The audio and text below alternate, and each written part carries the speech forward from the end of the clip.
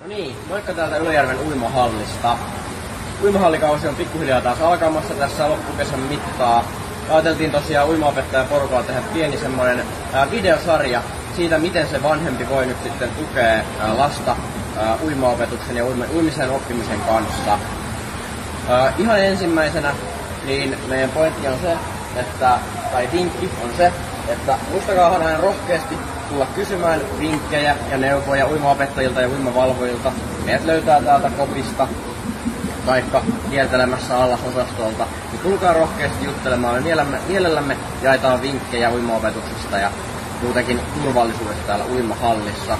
Eli pysykää kuulolla ja muistutaanhan, että uimahallissa ei jätetä sitä uimataidotonta lasta valvomatta. Ensimmäinen meidän vinkki on se, että ei jäädä loputtomasti sinne lasten matalaan altaaseen opettelemaan, vaan tullaan rohkeasti sellaiseen altaaseen, missä vanhemmat yltää hyvin pohjaa, mutta lapset ei välttämättä yllä, tai sitten lapsillekin on suht syvää. Meillä sellainen alue löytyy monitoimialtaan matalasta päästä, jonka näette kohta paremmin, mutta tosiaan ensimmäiseen vinkkiin liittyen, sitten kun tullaan sinne syvään altaaseen, niin on hyvä pyytää esimerkiksi pötkylää avuksi. Meiltä niitä saa valvomosta aina pyytämällä. Sitten kun meillä on se pötkylä, niin se voidaan laittaa siihen lapsen rinnan alle. Ja vanhempi voi vielä lisäksi pitää kättä siinä lapsen mahan alla, kun pikkuhiljaa uidaan siellä. Ja tärkeintä tässä on se, että lapsi saa vaan luottamusta siihen kelluttavaan leluun sekä vanhemman käteen, jolloin päästään nopeasti etenemään siinä uimisen harjoittelussa syvemmässä altaassa. Ja tässä näette siitä esimerkki.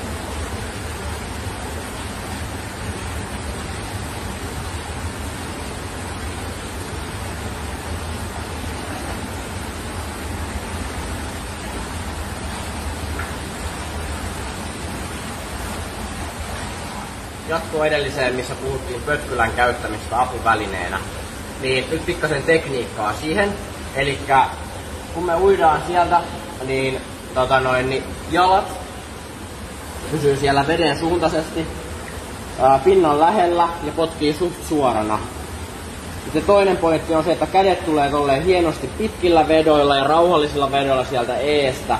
Ja näin ollen lapsi pysyy siinä veden pinnan suuntaisesti hienosti ja ui rauhallisesti niin, että energiaa myös säästyy ja kelluu vähän paremmin. Ja sitten kun tää sujuu tosi hyvin, niin sittenhän me voidaan pikkuhiljaa ensin tehdä sitä kättä pois sieltä niin, että se pötkylä vaan kelluttaa. Ja sitten seuraavaksi pikkuhiljaa se pötkylää myös ottaa pois, kun se lähtee sujumaan hyvin. Ja näinhän pikkuhiljaa lapsi oppiikin jo melkein uimaan. Tässä tällä kertaa puhutaan vähän sukeltamisesta. Sukeltaminen on tosi tärkeä uimataidon osa-alue. Ja oikeastaan ilman sukeltamista on aika vaikea oppia kunnolla uimaakaan. Sukeltaminen on kuitenkin monelle lapselle vähän semmonen jännä juttu, kun pitää laittaa pää sinne veden alle kokonaan. Ja siihen hyviä alkeisharjoitteita on se, että me ensin vaan puhalletaan suulla isosti kuplia sinne veteen ja sen jälkeen pikkasen syvemmälle ja puhalletaan nenän kautta kuplia sinne veteen. Tässä näette sen esimerkin siitä.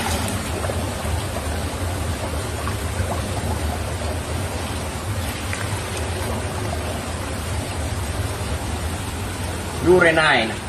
Jollekin lapselle tää voi olla kuitenkin tosi haastavaa, niin sitten ihan kotona voidaan ottaa silleen, että kun mennään suihkussa käymään, niin sitten katse sinne suihkuun päin ja totutellaan vaan siihen, että naamalle tulee vettä. Mutta näitä kannattaa myös harjoitella ihan pienestä pitäen, niin sitten se vedessä oleminen on paljon helpompaa ja jännittää lasta myös vähän vähemmän. Tänään puhutaan pikkasen kellunnasta ja alkeisselkäuinnista.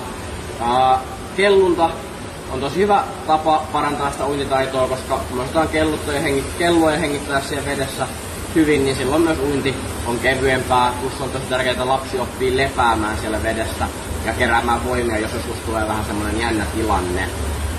Mutta kellunta tosiaan on hyvä harjoitella sillä tavalla, että taas vanhempi siellä vieressä, käsi selän alla. Ja tärkeää siinä on se, että kun se pötkylä on sen selän takana, sen lisäksi meillä olisi lapsella leuka tosi korkealla, ja silloin me kellutaan paremmin, ja siinä rauhallinen hengittäminen. Tästä on myös helposti jatkaa alkeisselkäuinnin opettelemiseen, jossa meillä vaan sen sijaan, että kädet täällä sivulla olisi, laitetaan kädet tänne sivulle, ja polskitaan siinä käsillä ja jaloilla, edelleen leuka korkealla, ja sitä kautta meillä on jo alkeisselkäuintikin sitten opittu.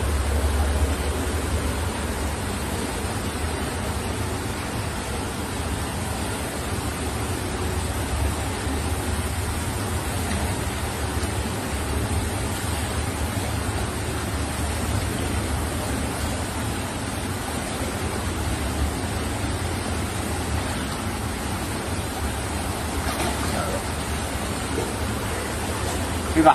Ja tässä ihan sama juttu taas. Ensin opetellaan käden avulla sekä välineellä. Sitten kun se alkaa se kelluminen ja alkeisselkäuinti pikkuhiljaa onnistua, niin sitten me voidaan ottaa vanhemman kättä pikkuhiljaa pois siitä. Ja sitten kun sekin sujuu tosi hyvin välineellä, niin sitten voidaan kokeilla jo pikkuhiljaa ilman välinettä. Ja näin meillä on kelluminen ja alkeisselkäuintikin pikkuhiljaa opi.